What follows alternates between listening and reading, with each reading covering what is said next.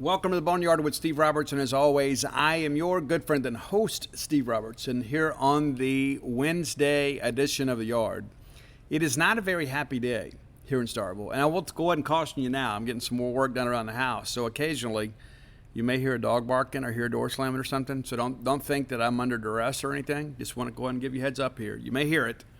Been like Grand Central Station around here the last couple of days, but be that as it may. It is graduation week. I want to go ahead and offer our sincere congratulations, our hearty congratulations to all the new Mississippi State graduates that will be graduating this weekend, including my daughter Audrey Robertson, who will graduate with a degree in computer engineering. Really, really proud of her. Never thought that was coming. You know what I'm saying? You never know what your kids are going to be. You never know. You know, when she was younger, she wanted to be a wrestler. And her name was going to be Awesome A. And she is Awesome A. She's just not a wrestler. So really, really proud. Got a lot of family coming to town, that sort of stuff. You know the whole drill. Got the reservations made. Going to be a great family weekend. Looking forward to that.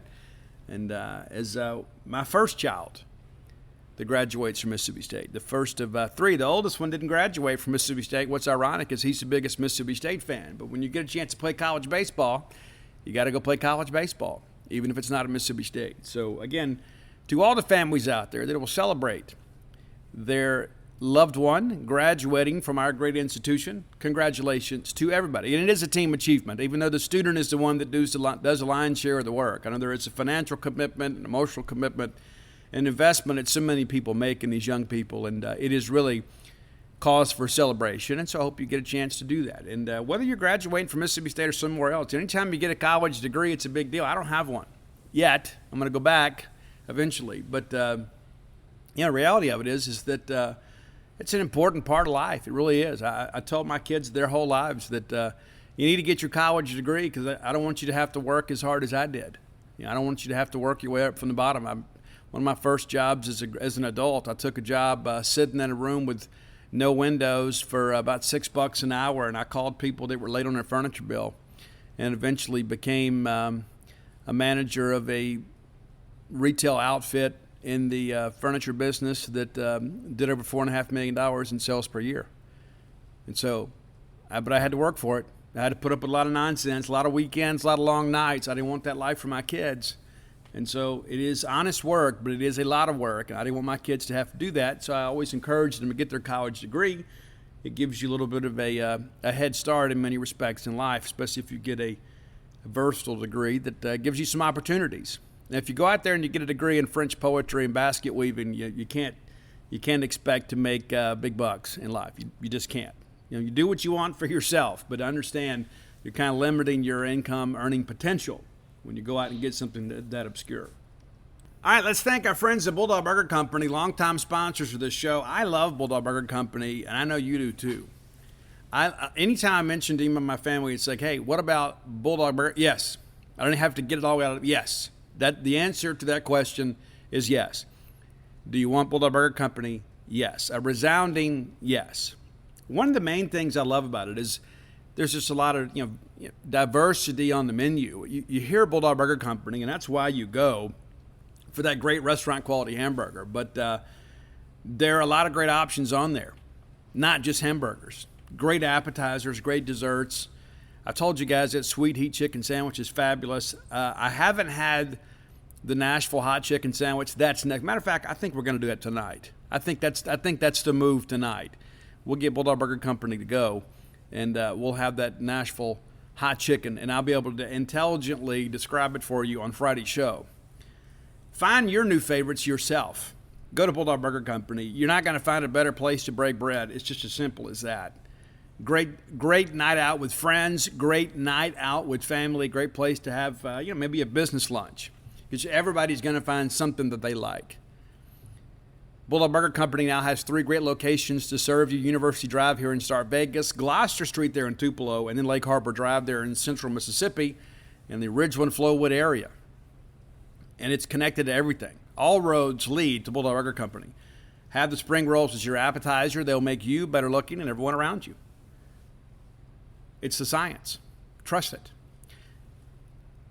Bulldog Burger Company, the place where people go to meet. M-E-A-T. All right, let's break down this ball game. And right out of the gate, let me tell you this. I was there. because that's what I do. I've missed some baseball this year, had some book signings and some events and things like that have come up, and I have missed a few games this year, and I don't like it. I don't like missing baseball, home or away, because I'm committed to the cause. There's nothing like being there. How do you describe the event if you're not there? Maybe other people are just smarter than me. I don't know. But I like to go to the ball game. I like to be able to talk to the players after the ball game. I like being able to talk to Coach Lamonis after the ball game. I also like it when the recorder's off and I can kind of, maybe talk to people and find out some things that necessarily aren't made for a press conference, right? You don't get that if you watch a game on TV. Anybody can watch a game on TV, and maybe it's just me. Maybe I'm just old school. I think you got to be there. Nobody has covered more Mississippi State baseball the last, 4 seasons than me, and it's not close. And that's not an indictment on anybody else. I'm just telling you that I feel the need, the desire to get in the car and go. And so I went. A lot of people the weekend, it's like, are you really going to go over to Hoover and watch that? Yes, I am. Because the Mississippi State Bulldogs are playing. That's my team. That's my job. I can't just look at it as, I'm just going to be a fair weather guy. I'm just going to watch it on TV. And again, other people may not be inclined to do the things that I'm willing to do, and that is perfectly okay. It's not a competition. But I wanted to be there. And not only did I want to be there for you all to get, the sights and sounds and kind of explain the ongoings that happened at the Hoover Met, but I also wanted to, I wanted our coaches and our players to know, say, you know what? Hey, Steve's here. Steve's committed to cover Mississippi State baseball. Steve's here. Theo DeRosa was there with me, too, from the Columbus Dispatch. Nice kid, man. Really liked that kid a lot. And he went to Missouri without me. I couldn't go. Had a book signing. And, for him, it's kind of going home. He is a Missouri alum. And so I neglect and I regret that I wasn't able to go to that series. But and I won't be able to make it this weekend, obviously, because we have graduation. I told Lamonis that last night, But I think it's important to be there. I think about 2014 when Mississippi State went to number 1 in the country in football. It's like now all of a sudden, we've been good. We hadn't been great. We've been good. And all of us that had kind of covered Mississippi State, through some lean years, some challenging years, some injuries, some years we barely hit bowl eligibility. We're finally rewarded with a great season to cover. It's a lot more fun to cover winning teams. That's just the reality. The stories are better. The stories are more well-read. People are more likely to read the story. A lot of good news when your team is winning. I think you learn more about yourself as a writer when maybe things aren't so good. And that's not always just pump and sunshine either. Sometimes you just got to tell it for what it is. I think that's always the best policy. But in 2014, Mississippi State, all of a sudden, we go number 1 in the country, and all of a sudden the media room gets a little crowded. Now, all of a sudden, we got Sports Illustrated here. We got Pete Thamel coming by. We got Andy Staples coming by. Got all these, these big fat cats in college football coverage. People that I read regularly, whether it's about Mississippi State or not. Well, then, after we lose to Alabama, all of a sudden, those people weren't coming as often. 2015, all of a sudden, it's just back to the regular crew. Then 2016, even some of the regular crew was kind of jaded and bitter. But I've been through all that stuff. And so I think it's important to be able to fully tell the Mississippi State story, to not just cover us in times of prosperity, but to cover us all the time. And again, that's my personal philosophy. And again, that's not an indictment on anybody else. That's just kind of how I feel about it. I feel a need to be there. This is a job that I've always wanted, to cover Mississippi State, to be able to go on the road and be your eyes and ears, to be able to share back with you, hey, here's what really happened. Here's what's going on. But also, too, how do you ever write about Mississippi State sports history if you're not there to witness the history that takes place in your lifetime? Like, I am so envious of Dave Murray. I am. And I work with Dave, and Dave's been a great mentor to me. And, as long as I'm involved with Mississippi State media, David Murray's got somewhere to write, man. But he's a great resource for me. And there are a lot of times, too, I'll say, hey, Dave, I've read up on this. What really happened at this ball game? I'll tell you guys, too, an interesting story before we get into a recap of the ball game. Dave Murray was SID for baseball in the 80s. And in 89, it was Dave Murray that got the phone call. Or I guess maybe he went down and made a phone call and found out that LSU had lost and Mississippi State had won the SEC championship. And Dave got to go deliver that message to our dugout, that no matter the outcome of that ball game, we've won the SEC. What a cool moment, man, to be able to do that, to be able to share that. And so that doesn't make the box score. That doesn't make the AP gamer. And so sometimes I'd call Dave and say, hey, Dave, I'm reading up on this. I'm working on this for the book. And what do you remember about that? Well, you know, I guess Dave could just kind of give you the TV account, but he doesn't. But because Dave was there, there is some authenticity to what he's saying. And so in many respects, I kind of see it the same way. I want to be this generation's Dave Murray with just better hair. And so that's part of it for me is, you know, I think about down the road, you know, like I chart every single pitch. I mean, sometimes people will text me or message me during the ball game and they're like, hey, you didn't message me back. I'm charting every pitch. I mean, because here's what I'm thinking is someday there's going to be some individual out there that's going to want to write books about Mississippi State sports. And, you know, there's a lot of information available at hellstate.com. There is. But it's kind of bare bones. And one day, somebody's going to say, hey, remember when Mississippi State won a national championship? Like, yeah. Well, I found this guy that charted every pitch, and he documented what really happened. And so that guy is going to be able to go write that book or write that story based on my coverage of those games.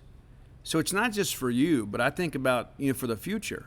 Because of, you know, the way that I feel about Dave Murray, I want future writers of Mississippi State writers to look back at this era that I worked in and say, you know what, that guy was on his game, man. The guy did a great job. He made it easier for me to do my job. He did a great job describing, you know, the sights and sounds of Mississippi State athletics. And so I take that responsibility very seriously. So I went over there. And so I'm going to say this with as much earnestness at my command. It is one of the worst losses I have ever covered. It is. It's an absolute gut punch. And it didn't take long to start feeling those bad vibes where you feel like we are constantly chasing the baseball game. Constantly. It's like we can never, ever get a comfortable lead. And even with that, you can't relax because the bullpen's been so up and down. But it's like, surely we can go over there and play Samford, a team with a losing record, and at least squeeze out a win. Arkansas Pine Bluff was awful. Eastern Kentucky or Roberts back in 2016 was awful. This was like that. And the difference is Arkansas Pine Bluff, we still ended up having a good year. 2016, we won the SEC, and we're a top 8 national seed for the first time. We win a regional and lose to Arizona in the Super. This year, we're not going to any of that. We got none of that to look forward to. So it makes this one sting a little bit more. And even after the ball game, I wasn't even mad. It's just kind of, you know, it's just been that kind of year for us. And I'm a believer, and you know, and to a fault, I guess. I'm a true believer. I always believe we'll find a way. But we've run out of room. You can say, well, yeah, Steve, we could sweep the last 2 series. Come on. I love this team. I love these kids. I love these coaches. I love the M over S. Anybody expecting that to happen is just kidding themselves. And that's not an indictment on these players. That's just the reality of where we are. I think the weight of great expectations was too much for us to shoulder. And then the injuries just kind of cut our legs out from under us. But the thing that I go back to when I think about last night, nobody that we've lost to injury would probably have pitched last night. Landon Sims wasn't going to pitch against Samford. Stone Simmons not going to pitch against Samford. Not with a big series coming up at A&M. You know, maybe Brooks Auger gives you an inning. But that's the thing that I think about, to me, is a bigger problem. It's like we have had these injuries, and what they have done is really exposed a lack of depth on our pitching staff. And listen, that's not to say that it wouldn't happen to anybody. And I always, well, there's injuries everywhere. Not to the extent that we've had. We've lost 4 guys for the year.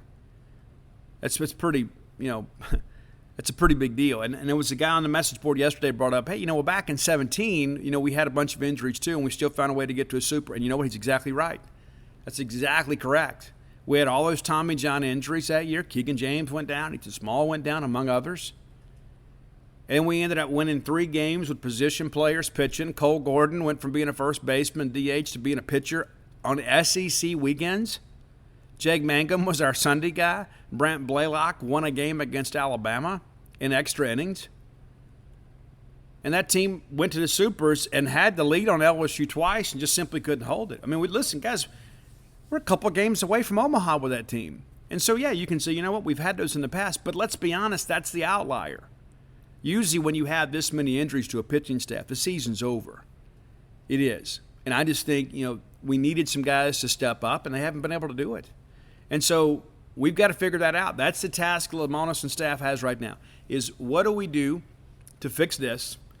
And let's not allow the injuries to kind of, become this encompassing reason or excuse, no matter how you want to define it, for some other issues on the team. Right? Let's not say, well, if we hadn't had those injuries. Listen, we have not had clutch hitting this year. It's very rare. I mean, let's be honest with ourselves. And I thought about this last night. There's really no point when I look up and say, okay, we've got these next 3 hitters coming up this half inning that I begin to think to myself, oh, we're definitely going to score this inning. I don't have that feeling. And it's rare to feel that way at Mississippi State. I mean, like last year, let's be honest. When you saw late in the ball game that Rowdy and TA were coming up, you're like, oh, we're going to score this inning. We're going to score this. If we could just get out of this half inning, we got top of the order up, we're going to score. And that's how it felt. There was just this supreme confidence because we had stars. Kind of like on that 17 team that went to the Supers. You had Brent Rooker that won a Triple Crown. You had Jake Mangum. And so you had some stars, and this is the thing that I think about, and I'm almost hesitant to say it, but I feel like I owe it to you. We got some really good players. I don't know that we have many stars. And I understand we're kind of at the end of a talent cycle, and we had some major things happen for us of a positive nature last year. But I don't see a lot of star power in this lineup. And you can say, but Steve, and that's just me being honest. Logan Tanner is going to be probably one of the first 5 to 6 catchers drafted in this draft. There's no chance that guy coming back. And you know what? He is an elite receiver. He is. As a guy that was a former catcher, not that I've played at high levels, but you understand the fundamental elements of the game. I'm very envious of how easy that is for Logan Tanner. That guy gets us a dozen or more strikes a ball game, just because he is such a great receiver and a great framer of the baseball. He hadn't had the offensive year that we'd hoped he was going to have, but that guy is a bona fide big league prospect. I won't be surprised at all to look up in a few years and he's in the big leagues. Cameron James, an exceptional athlete. I still think Cam may benefit from coming back. But I think, Cam has never been the rah-rah, get-in-your-face type guy. Cam just wants to kind of go about his business, do his job. Has had a good year. Has he had the great year? No. Luke Hancock, a guy that really toyed with the possibility of coming out last year. Has he had the great year? No. He's had a good year, not a great year. And I think that trio, that's what you think about. That's a nucleus of guys we were counting on to maybe take the next step. And I think if we're being honest with ourselves, they probably made their jump last year. I think this is who they are. That's not to say that they haven't improved a little bit, but you understand what I'm saying. You have those big jumps in college where the guy just kind of figures it out. And I think that's what happened. I think they figured it out last year, and it was just kind of masked by the fact that we had some superstars on this team, like Will Bednar and Tanner Allen, Rowdy Jordan. These guys just kind of flew under the radar in many respects, and we learned to count on them. And now all of a sudden, it's like they're kind of performing in many respects the same role they did last year. It's just you don't have somebody else in the order to pick them up.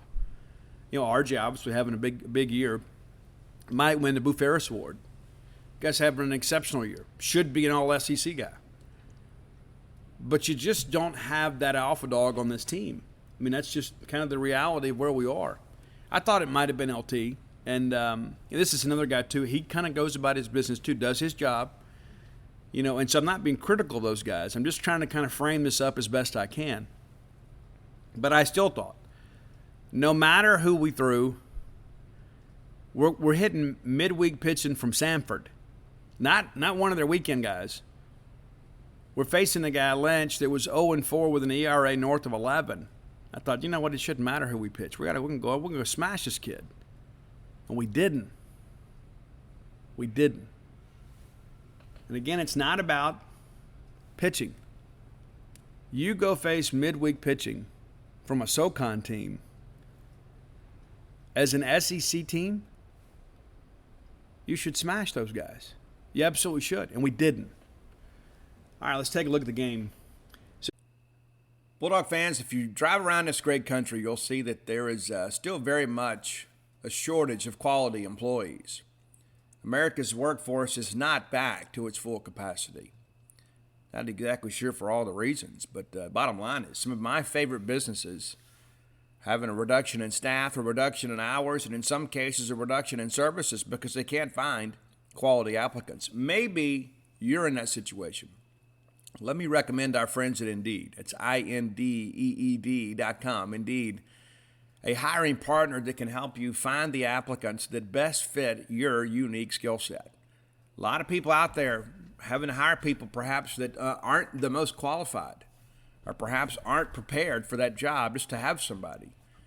Go through this screening process with Indeed by using this Instant Match program. One of the best things about that Instant Match program is you get the people that best qualify for your job. And there's some incentive for that too. Go to Indeed.com/Boneyard, and because you're a Boneyard listener, they're going to give you $75 off. They'll give you a credit right there out of the gate. And you only pay for the applicants and the resumes that you use. Use it today. Get your business back to full staffing capacity at Indeed.com/Boneyard. Underdog Fantasy is the fastest growing fantasy app and easiest place to play fantasy sports. Just jump on UnderdogFantasy.com or download the app, draft your team, and that's it.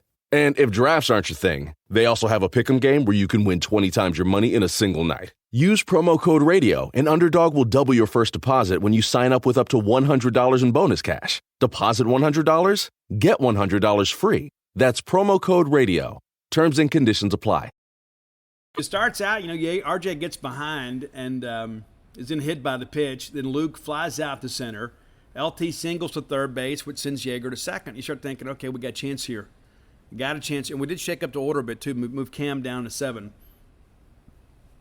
And so Heinzen flies out to center. We tag a center runner to third. So first and third, and then they walk Brad. So we had the bases loaded now.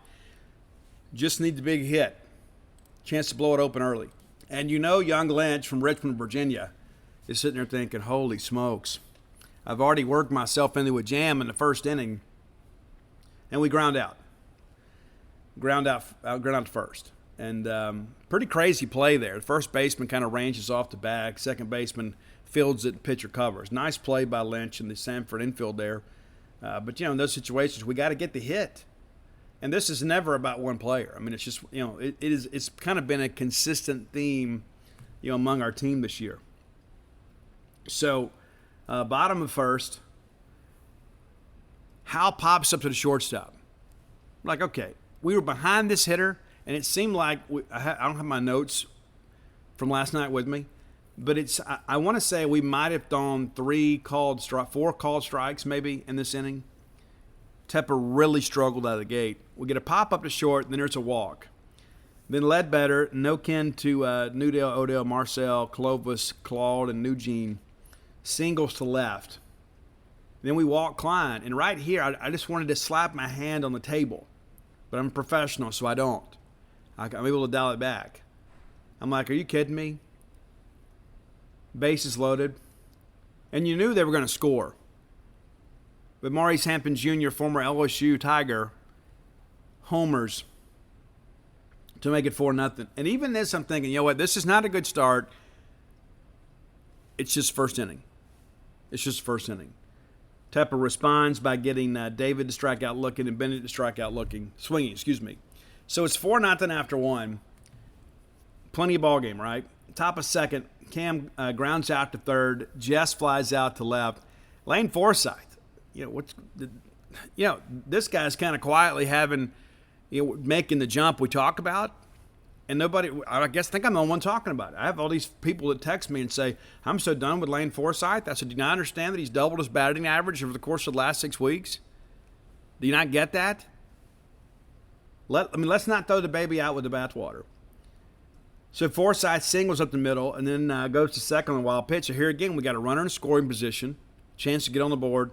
Yeager hits an absolute screamer, basically right at shortstop. It's like, and then I start thinking that it's going to be that kind of night. R.J. barrels one up, just so happens it's right to somebody. It's an atom ball. Tepper comes back, though, and really responds here, puts together a nice stretch. It started at the end of the first, with back-to-back Ks after the grand slam. And you can say, but Steve, besides that, how was the play, Mrs. Lincoln? The bottom of second, he gets a 1-2-3 inning. Strand K's looking, Salvo flies out to center, and Howell grounds out to third. At this point, you're like, okay, let's settle in. Top of third, we get a leadoff walk from Luke, and then LT is hit by the pitch. All right, so here we go. Runners at first and second. Nobody out. Surely we can score here. Hunter Hines grounds into the play. Runner takes third, and then Cumbus flies out to center field. So a promising start to an inning is erased with absolutely no offensive scoring here. So again, you look at this, we don't get a productive out in the inning. We get two guys on. They gift us two runners. They gift us two. Now, when we gift teams runners, it seems like they all score. They gift us two runners, and we don't take advantage. And that is on us. All right, bottom of third. Tepper's still out here. He gets a ground out to first, and then he walks Ledbetter. So that snaps a streak there, I guess, of what, six consecutive? I think that's right. 6 or 7 straight. And so you walk Ledbetter, and then we get a pop up to short. So we're 2 outs now. We've gotten a wall. We got one pitch away from kind of pitching around that walk.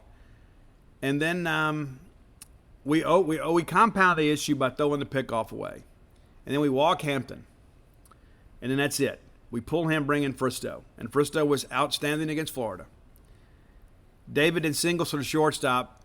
I thought they could have charged him with an error. I thought we had a play at second. Now this is a different play here. This is the controversial play. This is the one. Initially, I thought that Lane beat him to the bag. It's a ground ball, and we're trying to make a play here. And then Hampton and he collide, and Lane falls down, and they rule him safe. Now, based on what I saw after the ball game, he was in fact safe. I think the argument here is you have a duty to avoid contact. That doesn't mean to give up yourself with 2 outs, but you have to slide. He goes in high, which supposedly is supposed to be an automatic out. And then, as our luck has it, the next guy up hits a grand slam. So now it's 8-0. At this point, it felt like the game was over. In the back of your mind, in your Bulldog heart, you're thinking, okay, it's just the third inning. It's just the third inning, but it's 8-0 to Samford. And not the Samford team from last year with McManus and DeShera. This is the leftovers that have a losing record. And then Strand singles up the middle, and Salvo strikes out looking. We're finally out of it. Top of 4. Kellum grounds out to second. Cam singles to short. No play there, really. With the way Cam gets down the line, there's just not going to be a play there. James then still second base. So, again, we've got a runner in scoring position with less than 2 outs. They walk Jess. Now we've got 2 guys on base. Forsythe, an infield single to load the bases here. And then Yeager, first clutch hit of the night, just pulls one through the 6-hole there to drive in 2 runs. Now it's 8-2, and you start thinking, okay, we tack on a couple more here. We can have a nice inning and really, get into this deficit and give us a chance to get caught up. And we do get a couple more things happen here for us, but we didn't get another big blow. Everybody moves up a base here on a wild pitch. And now all of a sudden you got runners at second and third. But, it's the same situation. We got an opportunity here for a big hit. We get a ground out to first, hit a ball to the right side, gets in the run home there. Of course, a base hit scores 2, but we do get 1 home. So it's now an 8-3 ball game, and then LT flies out to center. So we're back in the game a little bit, but it's still, you're down 5, and you begin to think another opportunity to draw a little bit closer. Cole Cheatham comes in for the bottom of 4. Cole Cheatham has been better for State down the stretch. Took him a little while to get going. He had a rough outing at Georgia. He's been outstanding his last 4 outings, and the best outing of his young Bulldog career took place last night. In fact, Cole Cheatham is going to be our prime shrimp player of the game.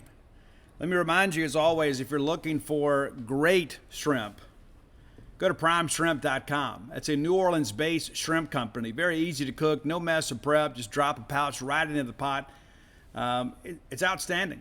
Shipped direct to your door, very well packaged, very well cooled. It'll survive the Mississippi summer heat all day, and delicious shrimp cooked for you in less than 10 minutes. So if you're crunched for time and you'd like a New Orleans French Quarter quality meal, go to primeshrimp.com. Use promo code Boneyard to save yourself a few bucks on that order. Always a money-back guarantee, and all orders over 4 pounds of shrimp shipped for free. Say that 5 times fast.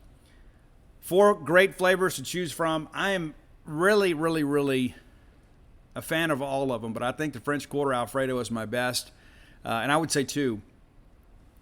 You're thinking, well, Steve, is it just flavored? No, the Alfredo sauce comes with it. So you can make a bed of fettuccine noodles and then pour the French Quarter Alfredo prepared shrimp right over the top. Outstanding meal. Primeshrimp.com, promo code Boneyard. All right, so Cole Cheatham comes in, gets a ground out to second from leadoff hitter Howell. Then King rifles one into right field. And then I thought Cole was outstanding. Got a strikeout swinging, and then there is a caught stealing. And there was a ball in the dirt here. And for some reason, King decides to take his chances, and LT throws him out, and it wasn't even close. I mean, it was almost an embarrassing situation. It really was. But we get out of the inning there, top of 5 again. State kind of chipping away here. Hines grounds out to second. Cumbeston grounds out to third. And we mount a 2-out rally here. Kellum Clark, with a really quality at bat here, allows himself to be walked. Works a count, gets on base. And then Cam James doubles to center field.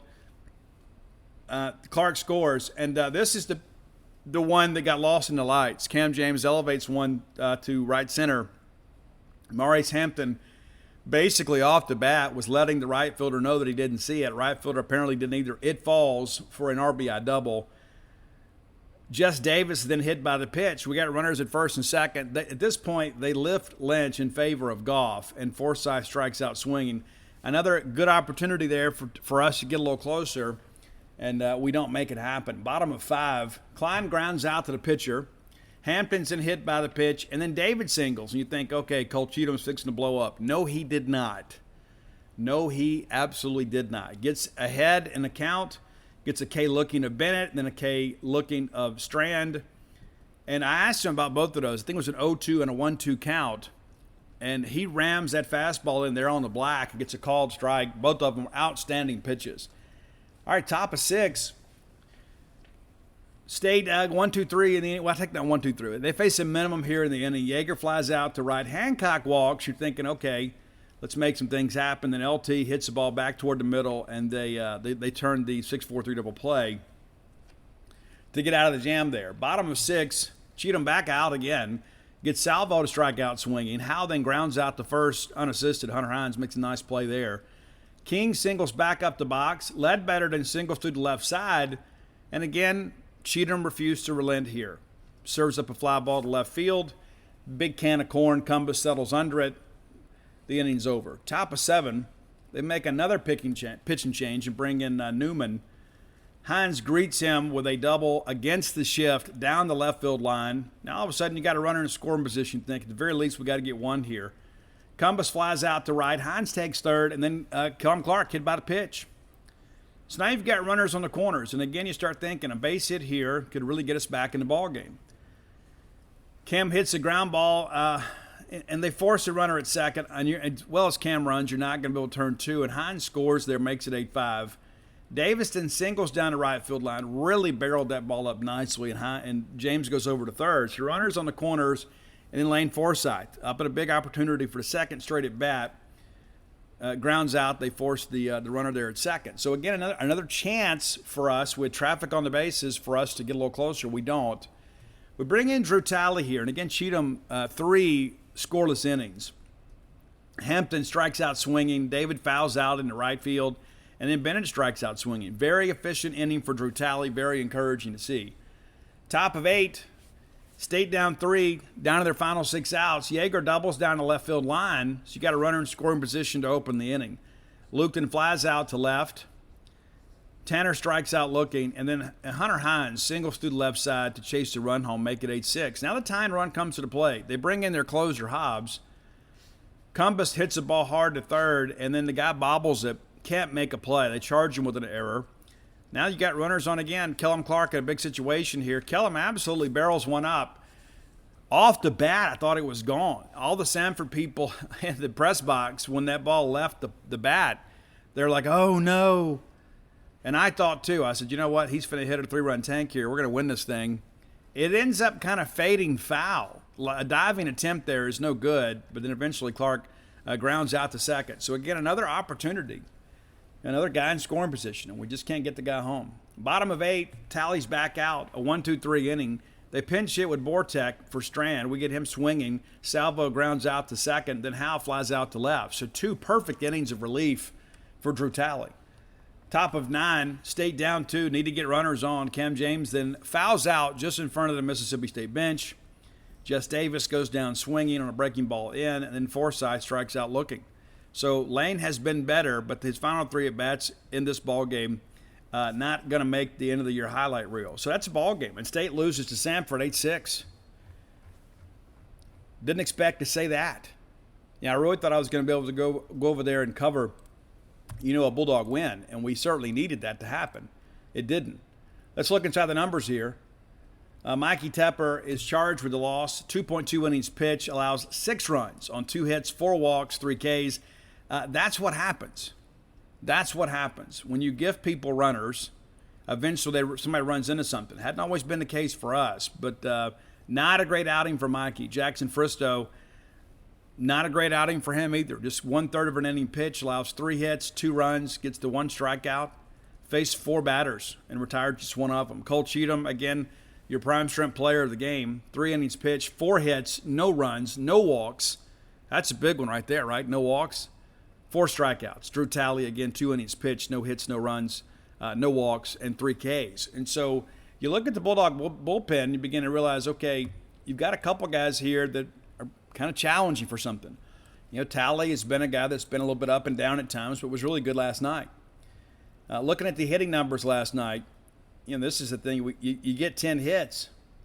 You get 10 hits, and you get 5 walks, and you think, wow, we ought to better win this ball game. Samford had 9 hits and 4 walks.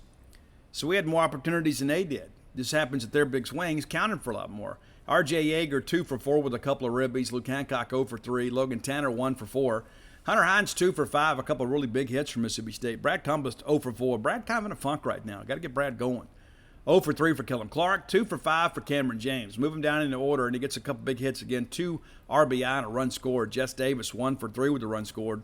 Also had a walk in the ball game. Lane Forsythe, 2 for 5 in the ball game with a run scored. And so that's your recap. Mississippi State now just 1 game over 500, 25-24. Samford 23-23. Not a good position to be in. We're going to continue to support the Bulldogs, but there's no way to paint this as a good year in any respect. I wrote a column earlier today over at genespage.com. It is a free-for-all column about, the history of College World Series champions, how they fared in the next year. And Mississippi State, at this point, not expected to make the tournament, nor should they. Mississippi State will be the 30th defending champion not to make the tournament next year. A dubious distinction, to say the least. Not the position we want to be in. We'll have more about a little baseball, Mississippi State baseball, later in the show. Let's take this time now to do our top 10 list, brought to you by our friends at closewithblair.com. CLOSE with Blair, BLAIR.com. Blair Chandler is a mortgage professional. A lot of people out there in the mortgage business. Blair's been in the industry for 21 years. Top 1% close ratio in the country. Works at Fairway Mortgage. Recently voted number one in customer satisfaction when it came to mortgage lending. So you get the best guy with the best company doing the best job for you. Maybe you're a person that's kind of put this thing off and say, you know what, I'll figure it out. Maybe it's time just to kind of admit, the best thing for you to do is to get that home equity loan or perhaps a secondary mortgage and consolidate some of that debt to give you a little more breathing room kind of week to week. There's no point living paycheck to paycheck if you don't have to. Or maybe the dream of home ownership has remained elusive for you. Blair is a guy that's dealt with non-conforming borrowers and atypical arrangements, probably more so than anybody. 21 years, he's seen it all and done it all. Reach out to him today. His personal phone number, 601-500-2344. Again, 601-500-2344. And here's the deal. You let Blair know by text or email or carrier pigeon or whatever, skywriting, whatever you want to do. Say, hey, I heard about you on the Boneyard. He's going to pay for your appraisal. That's a $500 value. It's a great incentive to do business with Blair Chandler. Again, that's closewithblair.com, a longtime Bulldog, season ticket holder in multiple sports, has a place here in Starkville. He can help you get a place here too. How about that? All right, top 10 list today. We want to thank our friend Nancy Costera. She had reached out to Roy and said, hey, what about old blues songs that became classic rock songs? I thought it's a great idea. Let's bump that up on the list. And I was surprised at how many of them there are. I shouldn't be, but I was somewhat surprised. It's pretty easy to come up with a list. Now, one that didn't make the list is Man of Constant Sorrow. If you've seen Oh Brother, Where Art Thou, you are familiar with that song, right? The Soggy Bottom Boys, it was their signature hit. Well, that's actually an old folk song that goes back all the way to the 1800s. But a great band called the Charm City Devils has a great cover of that song, Man of Constant Sorrow. It is outstanding. They also had a great track called Devil is a Woman. Maybe you should check that one out too. I think you'll be glad you did. Like the Charm City Devils. Good band. Good kind of a southern rock vibe too. All right, but here we go. Number 9 is an old Robert Johnson song covered by the band Foghat. It's Sweet Home Chicago. Robert Johnson's not from Chicago, but you may recall many blues artists from the Mississippi Delta found paying gigs in Chicago. And so Chicago was kind of a second home for many of our great blues players here in the state of Mississippi. So Sweet Home Chicago by Foghat. They had a big hit with that. All right, number 9, many of you didn't know this was a cover song, but it's Piece of My Heart by Janice Joplin. Well, I guess Big Brother and the Holding Company, but Janice Joplin, of course, sang the vocals on there. That is actually an Irma Franklin song. Oh, you didn't know that? Yeah, it's true. And it's an incredible song. But it is a cover. Number 8, and this song has been covered by several bands. It's Howlin' Wolf's Backdoor Man. We're going to go with the Doors version of Backdoor Man. Howlin' Wolf, of course. What a great name for a blues player. I mean, a great name for anybody, right? Howlin' Wolf. Outstanding. All right, number 7, Otis Rush penned this great tune, I Can't Quit You, Baby. It was covered by Led Zeppelin. And Led Zeppelin at their core is a blues band. I know they did some progressive rock stuff at some point in their careers, Kashmir and things like that. A lot of stuff off into the outdoor, but at their core, they are a blues band. And one of my favorite Led Zeppelin tracks is Traveling Riverside Blues. You go back and you listen to Jimmy Page, a lot of the stuff he does is very fundamental in the blues genre. So they cover I Can't Quit You, Baby by Otis Rush. Great tune. Love it, love it, love it. Love the Led Zeppelin arrangement. And we're going to hear from Led Zeppelin a little bit later in the show. Number 6, the band Lead Belly originally wrote Black Betty, which was covered by Ram Jam, which is what many of you know is Ram Jam's version of Black Betty. But again, that's a cover song. I mean, the big hit from Ram Jam, their one-hit wonder, is a song that somebody else wrote. A lot of controversy about that song, too. A lot of people, thought when it first came out that it was one with a lot of racial undertones. But, Lead Belly, of course, wrote it with maybe a different motive in mind. All right, another Robert Johnson song makes the list here. It's Crossroads, covered by Cream and Eric Clapton.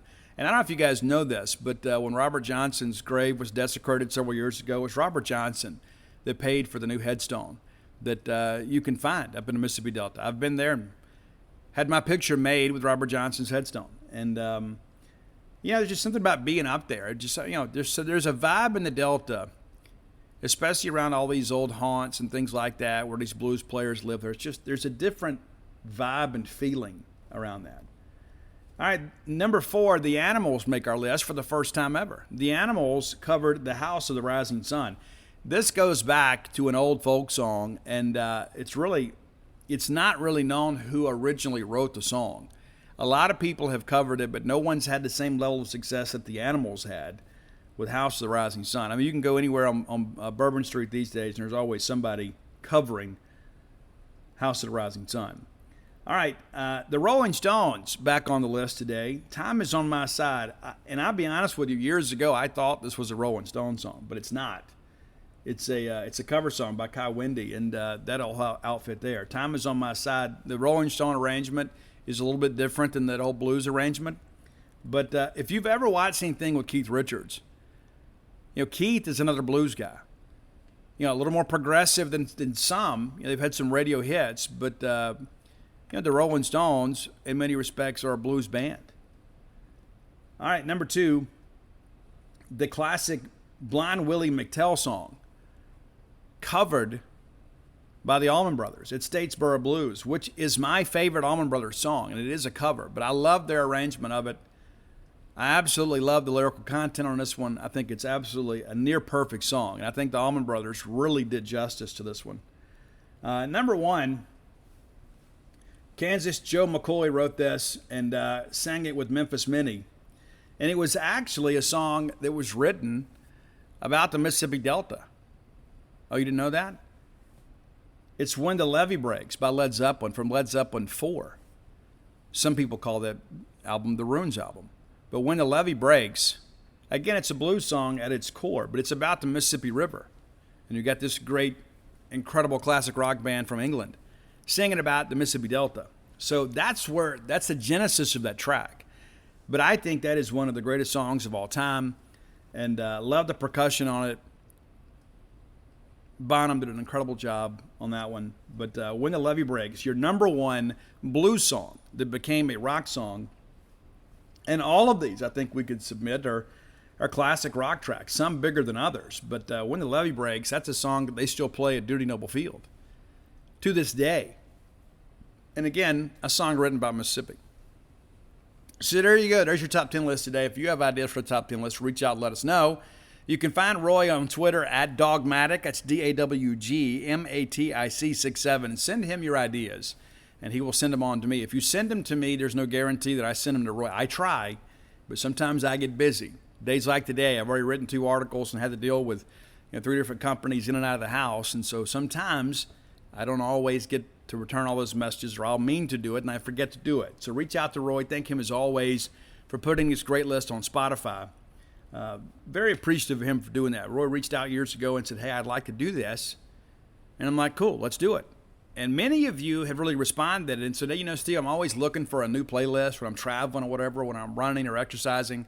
And I've been turned on to some new music that really gives my heart cause to sing, because I love being able to give you guys a gift of music. So there you go, the top 10 blues songs that became rock songs, top 10 list.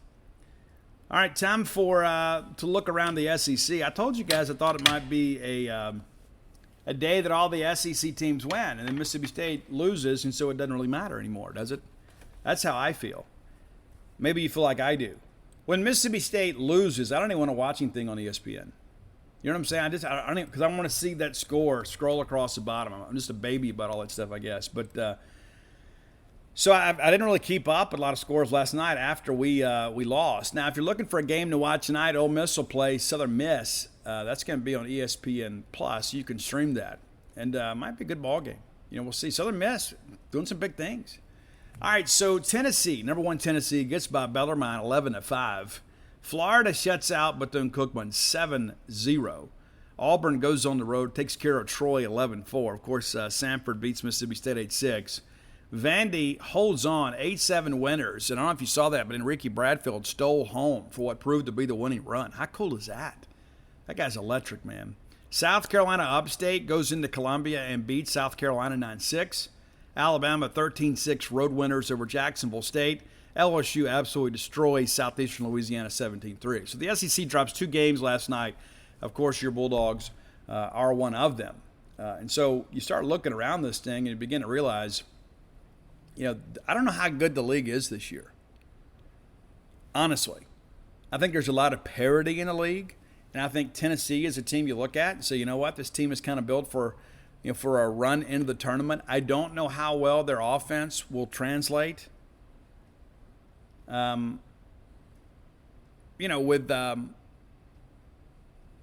Omaha. I mean, it's like I don't know if their offense fits that ballpark. But I think this Tennessee team is clearly better than that team last year that was one of the first teams eliminated in Omaha. And I'll be honest with you, after the way they smashed us in Hoover, I wasn't really excited to see them in Omaha. They were on our side of the bracket, too, so I was pretty happy to see those guys get eliminated. But, it just makes me wonder, though, is Tennessee beaten up on an SEC schedule where there aren't a lot of great teams?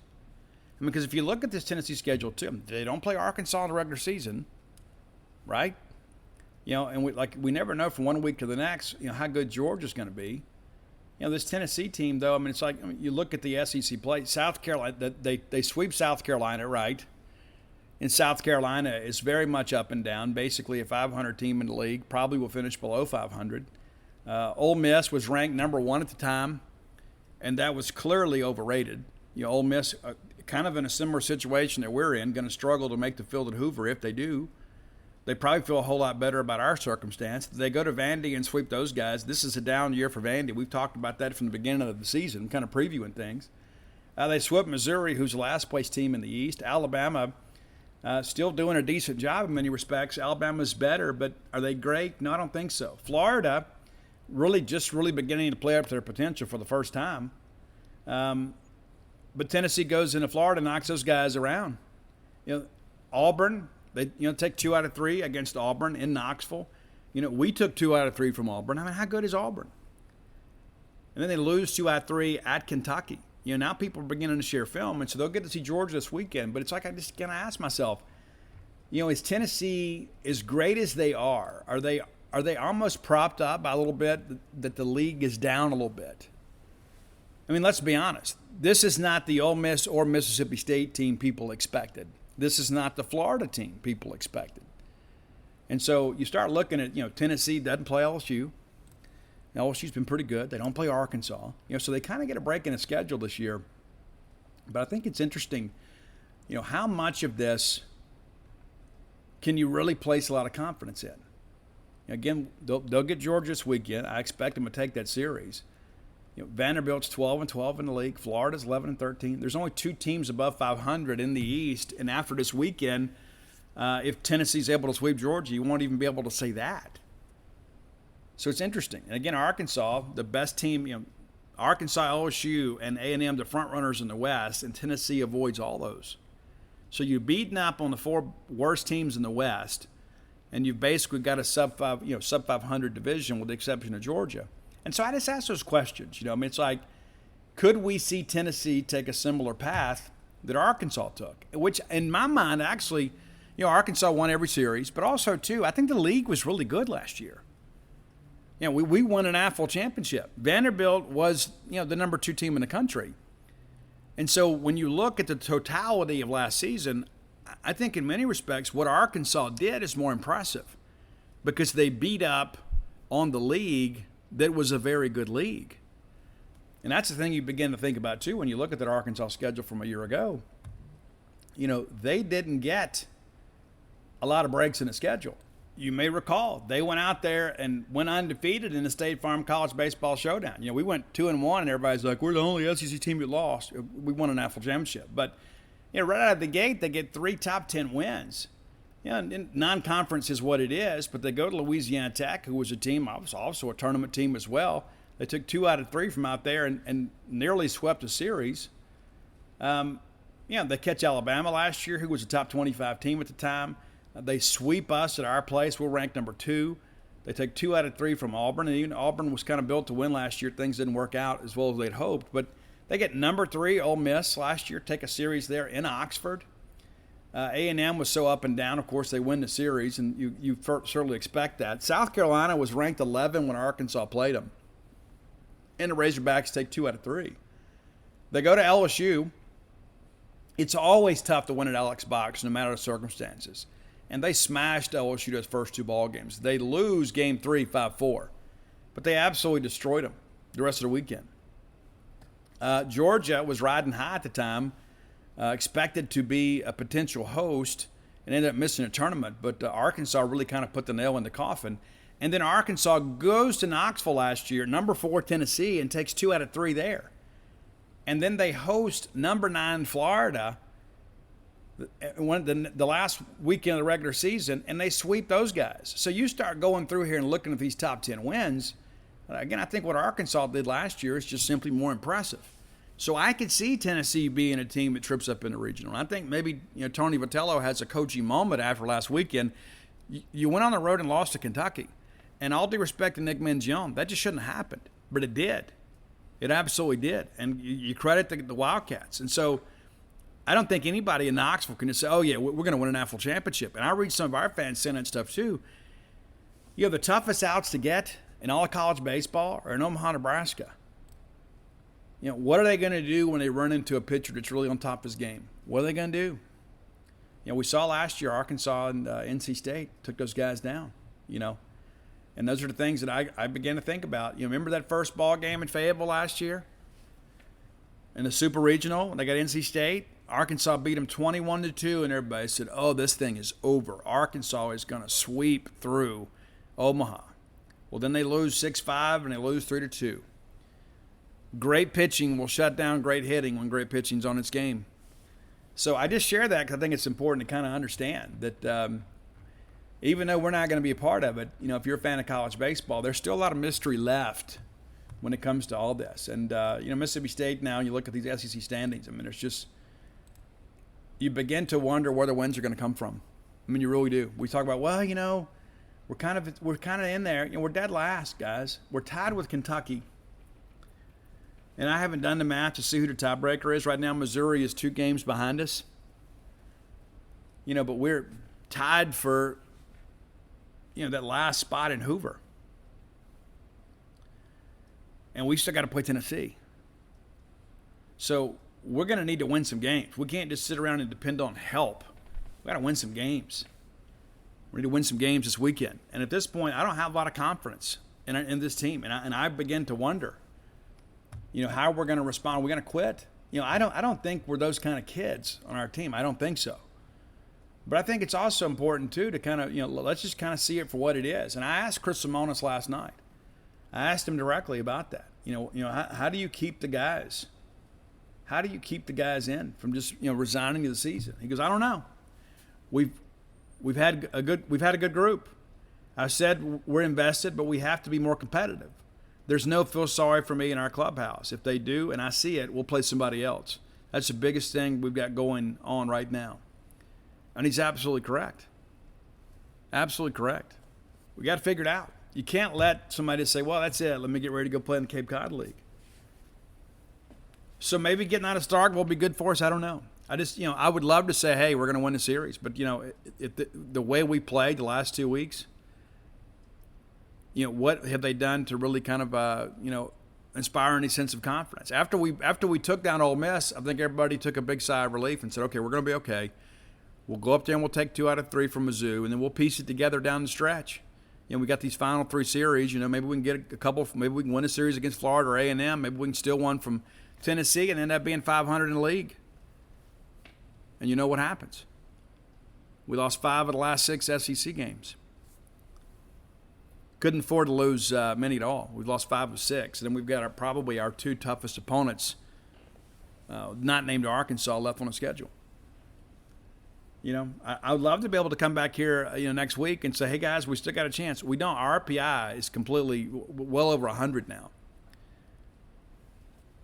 Non-conference RPI is killing us. And then we talked about, what we need to do. We talked about, you got to go at least 3-1 in non-conference in the final 4 games, right? We lose the governor's game. We said we can kind of absorb that. We could use the RPI hit, the boost, but You can't lose to Samford. You can't lose to North Alabama because their RPIs are so bad. At this point, I don't know that at this point that you look at Mississippi State and you say, you know what, they're a prohibitive favorite against anybody. Because I don't think it's about competition. I don't think it's about talent. I don't think it's about coaching. I think we have allowed our egos to get bruised to the point that maybe there's no recovery this year. And maybe that's the reality we're facing. It's like, hey, we won a national championship last year, and absolutely nobody has respected us, and it's put a target on our back. And maybe we thought that, you know what, we're going to have that same level of intensity. That's one of the things that I kind of point out too. I look at Cole Cheatham, and I look at Hunter Hines, and I look at Cade Smith. As the game gets tight, and of course we've got a much smaller sample size with Cole Cheatham. When the game gets tight, though, we've got some younger guys that they have a different level of intensity. There's not this, with Hunter Hines, there's not this, oh, well, mentality. When this guy gets out, he's furious. Even if he barrels one up and just gets under it a little bit, and you give it a ride or whatever, and you get out, he's out. It's a black and white world with him. And those are the guys that we got to go get. We got to recruit guys in that same vein. We're going to talk a little bit more about that in the final segment of the show. Let's thank our friends at Portico. Portico, a great place to live, a great place, to maybe have as your secondary home. I think that's exciting, too, to think about that. It's like, hey, I want to get a place where I can go. When I go watch the ball games at Mississippi State, I can stay overnight. I don't have to spend money on a hotel. And maybe one day I'll retire there. Maybe that's the clue. Maybe that's what it all boils down to. It's just, hey, I just want to have a place in Starkville, another place to call home. So look no further than Portico. Very easy to get to, 1.1 miles away from the Mississippi State campus.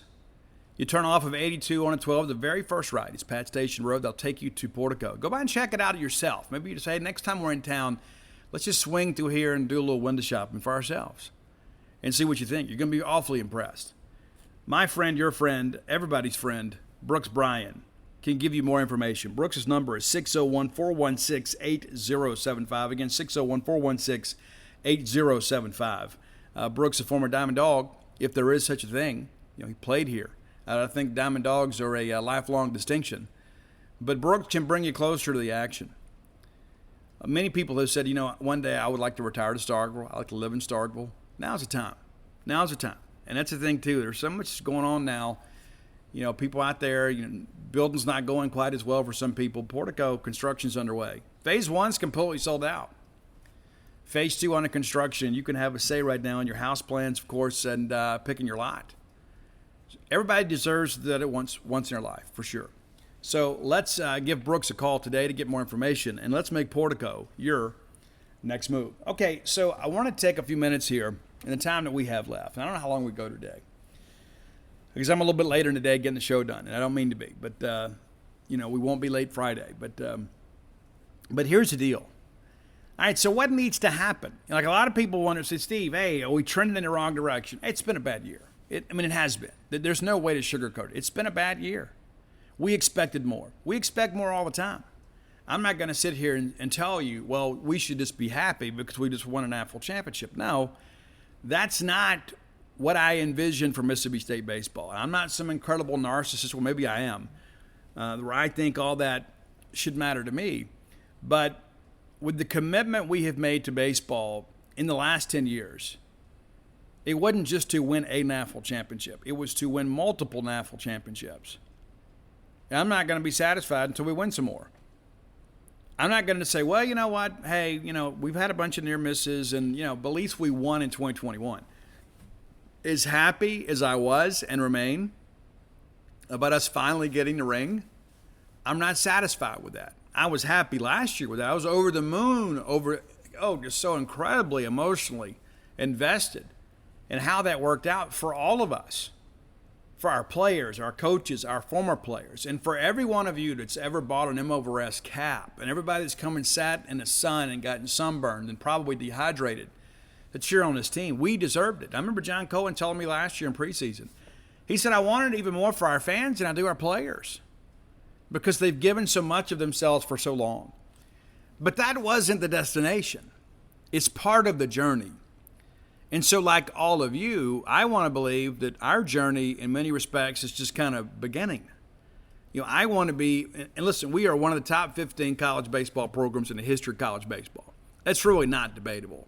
It's really not.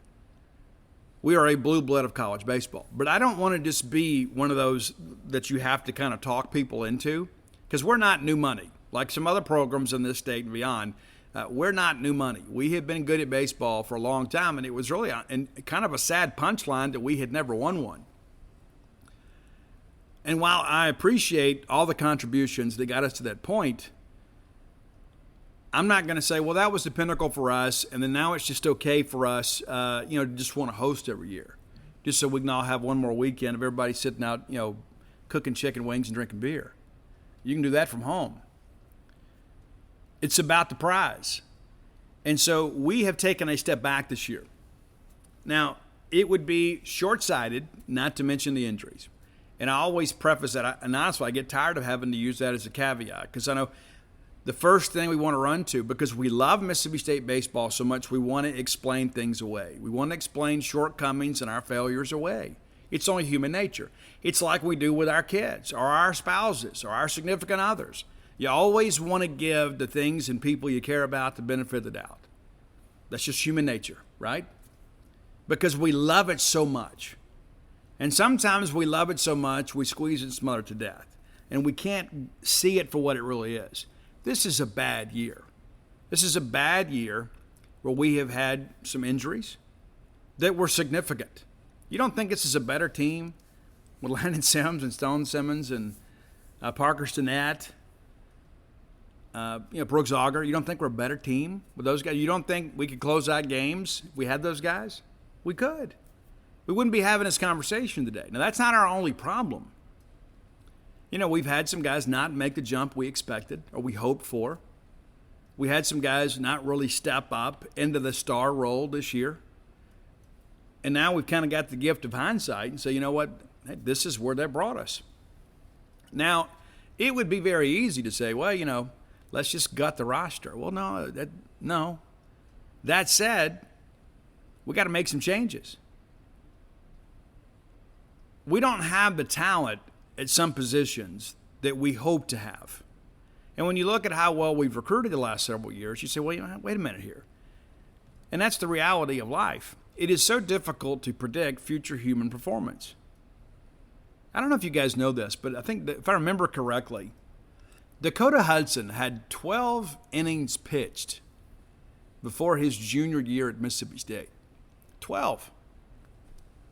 And then he ends up being a first rounder. Is there somebody on this staff that is just kind of waiting to emerge and kind of take on that role? Remember how good Austin Sexton was? What a great college pitcher he was. And that's the thing that I think about, is if we had just had an average bullpen, not a good one. We're just average bullpen. You're probably talking a difference in a half dozen ball games. And again, we're not having this conversation. And so I think we've got to go out and find those guys. Find those guys that can at least be above average. We're at Mississippi State. We should be able to recruit the national elite.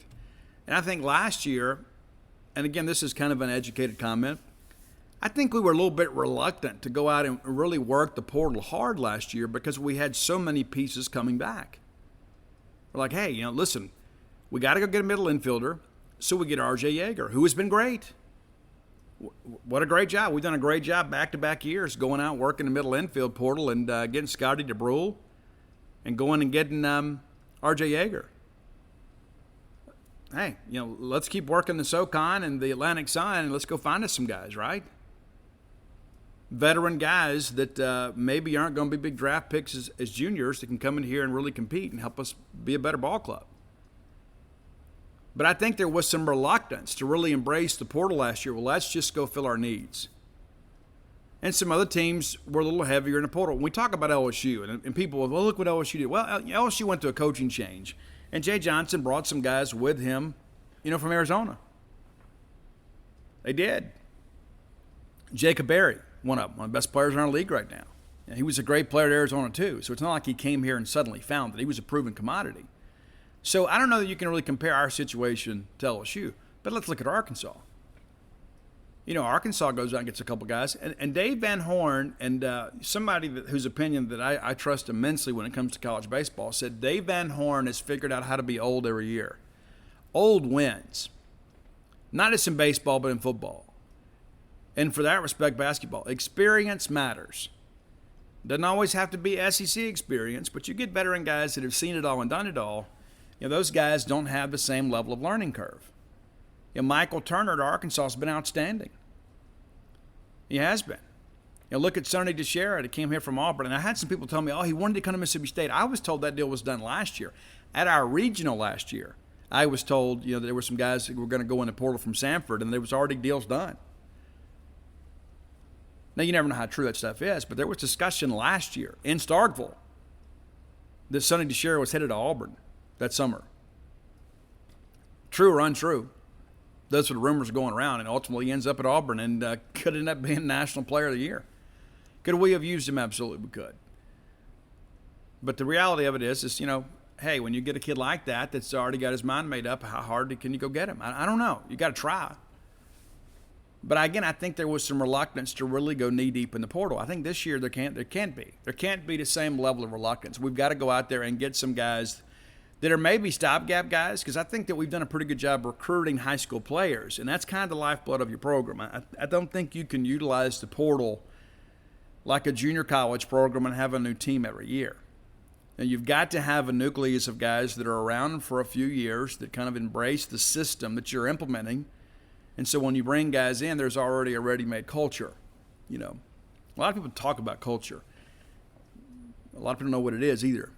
And said, we have culture problems. No, we don't have culture problems at Mississippi State. Are you kidding me?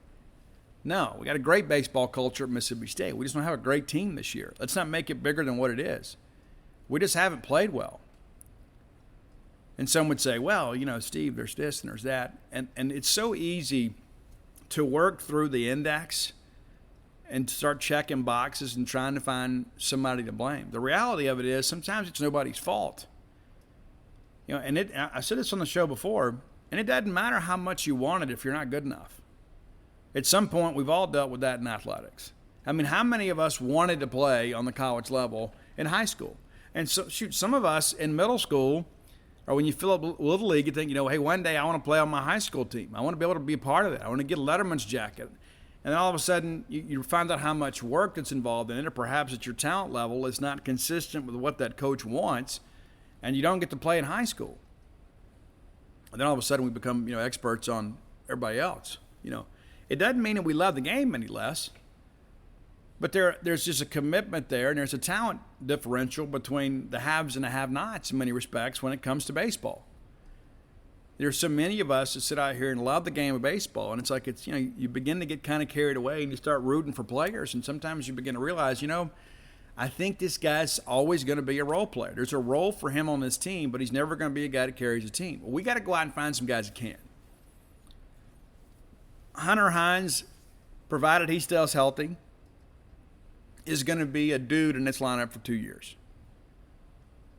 He's not going to be draft eligible until after his junior season, so we're going to have him for 2 more years, provided, who knows? That guy grew up a Bulldog. I don't think he's going to go test the portal or anything. But that guy's going to be a hammer, left-handed bat in our lineup for 2 years to come. Well, we got to get some guys that can hit around him. Again, LT is gone. Luke may be back, and Luke is really kind of more of a doubles hitter. Occasionally he can hit a tank every now and again, but he's more of a doubles hitter. Still not sure what's going to happen with him. Not sure what's going to happen with Cam James. I'm told Cam has a number in mind, and he's still got 2 years of leverage. I think Cam continues to get better. I mean, you look at the defensive piece with him, last year it was a mess. And this year he's been much more dependable. I still think that he probably projects as an outfielder at the next level, so maybe he comes back next year and plays an outfield spot for you, maybe. But we've got some pieces, but we cannot depend on just what we have coming back. We've got to go out there and get some sticks, and we've got to go out there and get some pitching. Maybe you add a couple position players, that can come in and be table setters for you, because we don't have a natural leadoff on this team. RJ is batting leadoff, but is really, when you look at his skill set, it's probably a guy that should be hitting, maybe third or fourth in the order, probably third, because that guy can handle a breaking ball. But he's batting leadoff, because he's one of our best hitters, and he's proven to be our best offensive player this year. Really glad that he's been a Bulldog for us, and he always will be. So you got to go out and find that next Scotty DeBro and R.J. Yeager, and, of course, completely different skill sets there. Both those guys made very positive impressions on the program. But you got to go out there and find a couple of guys that can swing and kind of protect guys like Hunter Hines. You got to find some guys that can hit in the heart of that order. And again, I think Kellum Clark will be back, but that's another power left-handed bat. We got to have some guys on the right-hand side that can hit with some power. That's got to be a priority. It has to be. And you look at starting pitching. Well, I feel really good about Cade Smith. Outside of that, who do you look at and say, you know what, that's going to be our dude? Does Pico develop into a starter next year? He's going to put on some weight. He'll get bigger. The weight strength and conditioning program here do a good job helping him put on some good weight. So does he emerge as a left-handed starter? And this is a guy, too, really been a pleasant surprise for us. We had high expectations for him. I don't think we thought he'd be this good this early.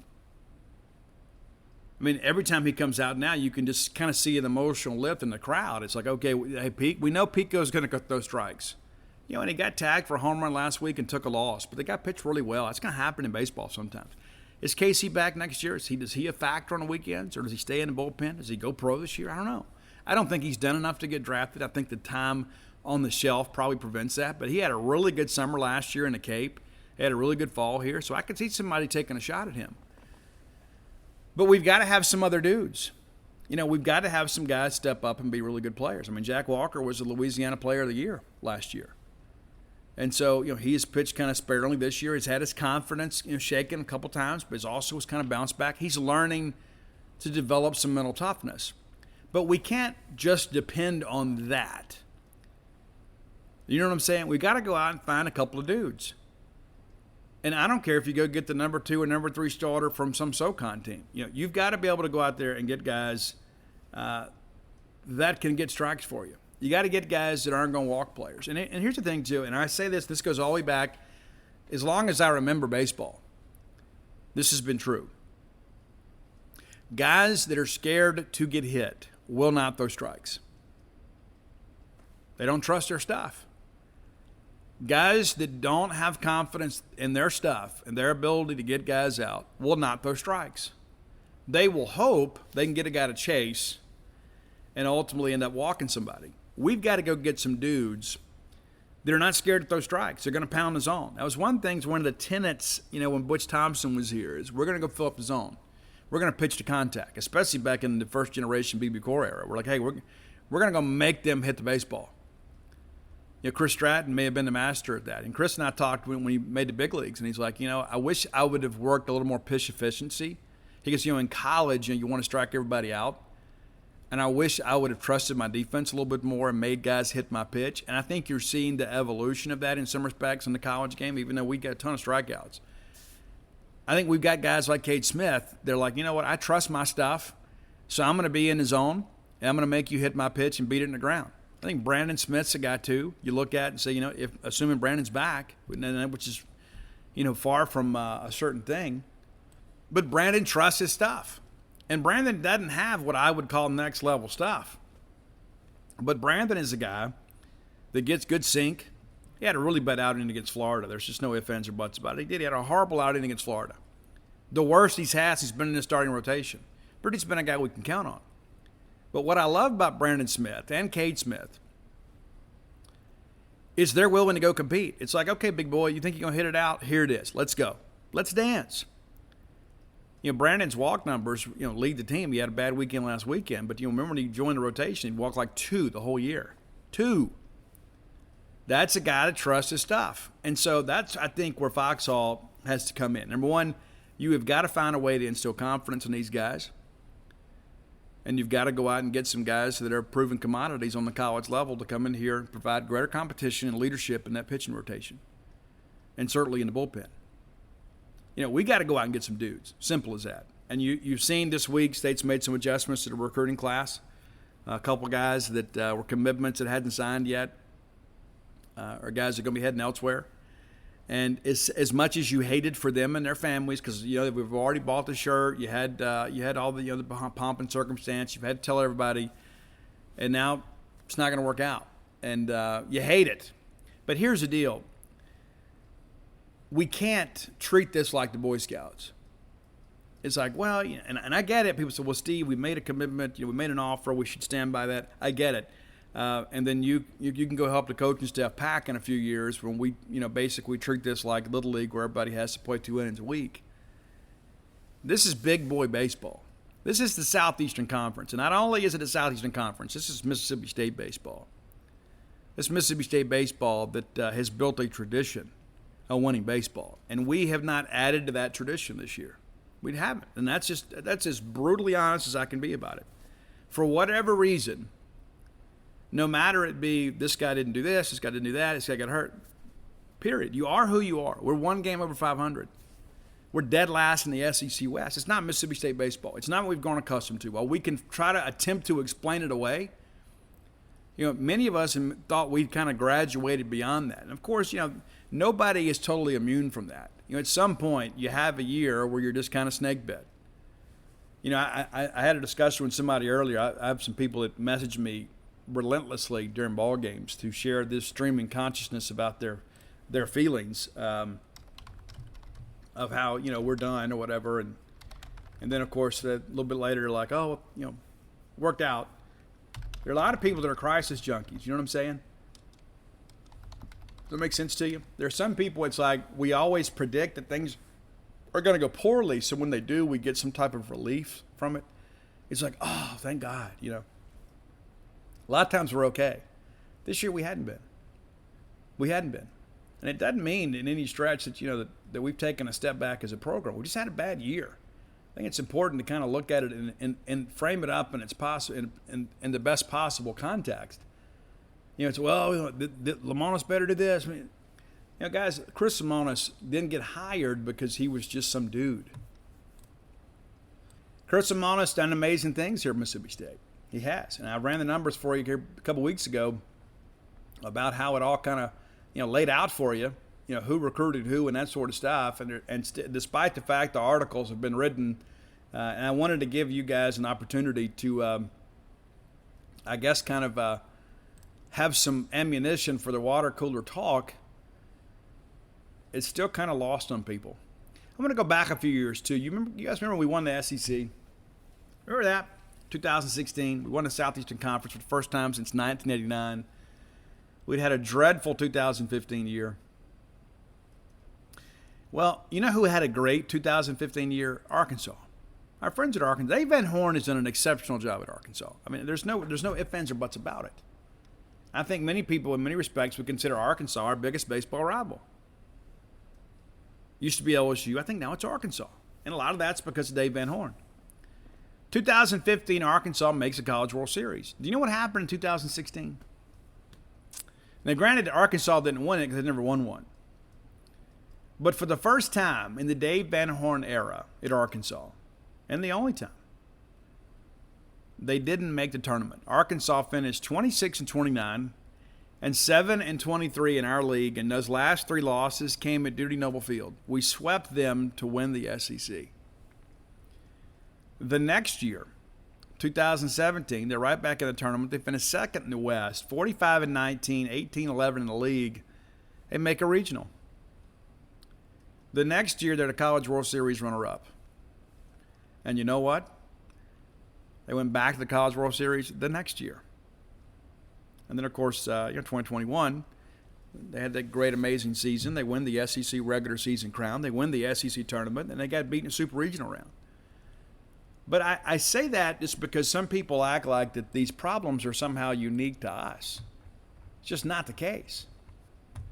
There's so many people out there, too, that, want to judge, which, and I don't mean this to be negative about Ole Miss, but people always want to kind of, compare us to them, even though they really had no baseball tradition to speak of until the 1970s, and even that kind of evaporated. I shared with you guys here a couple weeks ago that they went 17 years between NCAA regional appearances, and Mike Bianco got there, and there's still all this discussion that Bianco's going to be fired. And, I'm sure people are like, well, Steve, of course you wanted a mistake. State's had good success. I don't know what they're expecting, but whatever. I mean, whatever's bad for them is good for us. But, I go back and I think about, we go play for a national championship in 13, right? Well, they went to Omaha in 14 for the first time since 1972. They make a regional in 15. Bad year, too, 30-28. They did finish 15-14 in the league, had the big finish. 2016, better year, fourth in the West again, made a regional. 17, completely missed a tournament. 32-25, 14-16 in the league, and missed a tournament. Back to a regional, then a super, and back to a super. And you start looking at all this, and people think, oh, well, this only happens at us, or only at Mississippi State. And what you're really saying when you say that is that I don't know college baseball, Steve. Will you help me?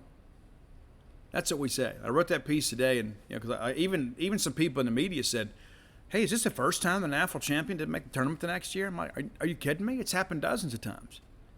Are you sure? Yes. Yes, I've done the research. Yes. That's in no way to soften the blow, because this absolutely sucks. It absolutely sucks that we feel this way.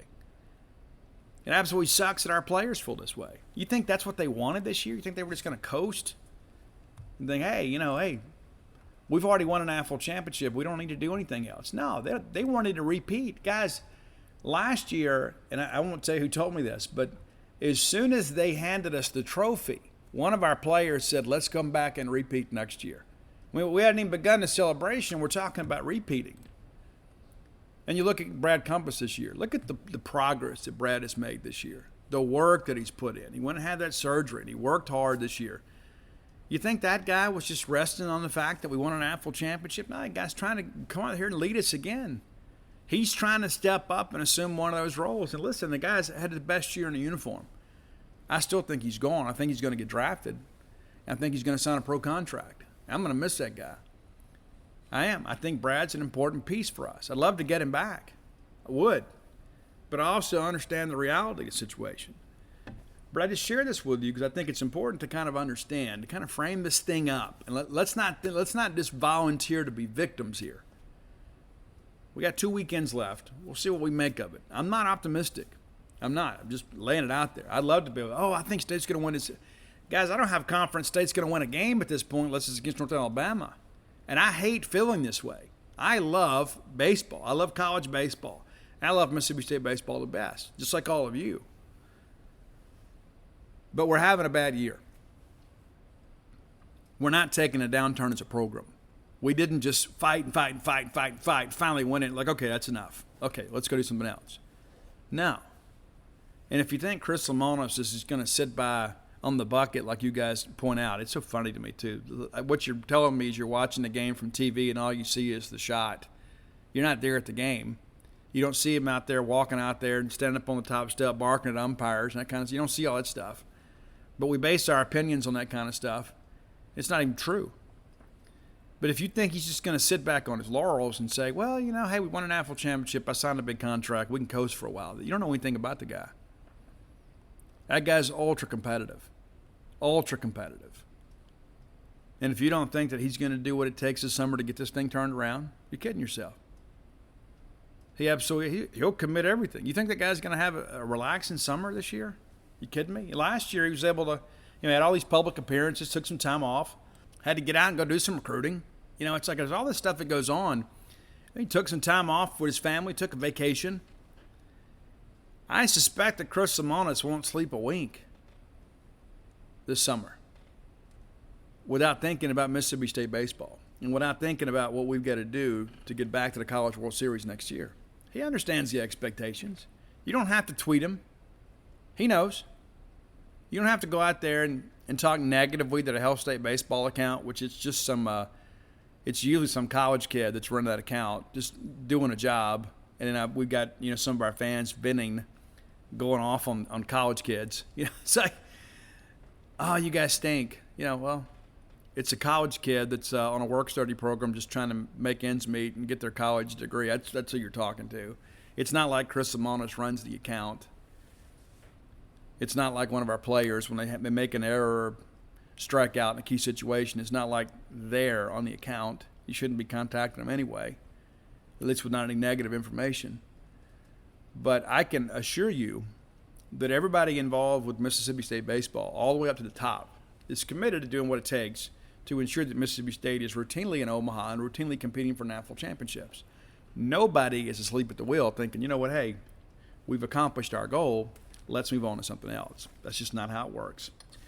All right, if you hadn't done so, go to dogpilethebook.com and you can get personalized or signed copies of Dogpile. You know, Father's Day's coming up. Dad's a big baseball fan. Maybe this year makes him long for yesteryear even more. And if you haven't completed your collection, a lot of people have asked me, you know, like I've talked to people, they're like, hey, Steve, you know, do you remember the 1970 team with Brantley Jones and Dennis Hall and those guys? I was like, yeah, I wrote about that in Stark Villains. I interviewed Brantley Jones. Oh. Hey, do you know Ted Yard Dog Milton? I do. I actually interviewed Ted for Alpha Dogs, a chapter about the 71 College World Series team. Well, Steve, do you know Mike Kelly? Matter of fact, I do know Mike Kelly. I interviewed Mike about his wild and circuitous past in Mississippi State. He ends up being, you know, one of the best center fielder in program history. Well, Steve, have you talked to Mitch Merle? Well, matter of fact, I did talk to Mitch Merle, and that's also in Alpha Dogs too. So if you love college baseball, I've written about those things in addition to football. And a matter of fact, I've written about every Egg Bowl win since 1946 in those books, Stark Villains and Alpha Dogs. And again, we're not going to reprint those this year. So if you're looking to complete the collection, now's the time to do it. If you wait to the holidays, I can't guarantee you we're going to have inventory on those books. I know that there's less than 100 copies of both. I think it's correct. I know there's less than 100 copies of Villains, and I think we're right around 100 copies for Alpha Dogs. And get new printing of Alpha Dogs coming next month. Alpha Dogs, of Dogpile coming next month. And so buy what you want, we'll print more. Simple as that. And I was worried at one time we were going to run out of books. So it kept me up at night. And we kind of cut back on some appearances and things like that. And so we've got inventories. If you want to order online, you can. You can get a signed, personalized copy for Dad or for Mom or for yourself. Again, it's dogpilethebook.com. You can get all my sports books there. Flim Flam, Alpha Dog, Stark Villains, and Dogpile. And if you're looking for Blooms of Oleander, Mom, maybe you didn't get that book of poetry from people you love, you can find it at Amazon, BarnesandNoble.com, BooksAMillion.com. And as always, Stark Villains gear available at StarkVillains.com. Mom and Dad both might like some Stark Villains gear. Be sure and check it out. That's it for today. I'll be back on Friday as we preview the series against Texas A&M. Hope that you guys have a great rest of the week. But until next time, let's all live our lives in a way we make more friends than enemies, and people can see a difference in the way we live. Underdog Fantasy is the fastest growing fantasy app and easiest place to play fantasy sports. Just jump on UnderdogFantasy.com or download the app, draft your team, and that's it. And if drafts aren't your thing, they also have a pick'em game where you can win 20 times your money in a single night. Use promo code RADIO, and Underdog will double your first deposit when you sign up with up to $100 in bonus cash. Deposit $100, get $100 free. That's promo code RADIO. Terms and conditions apply.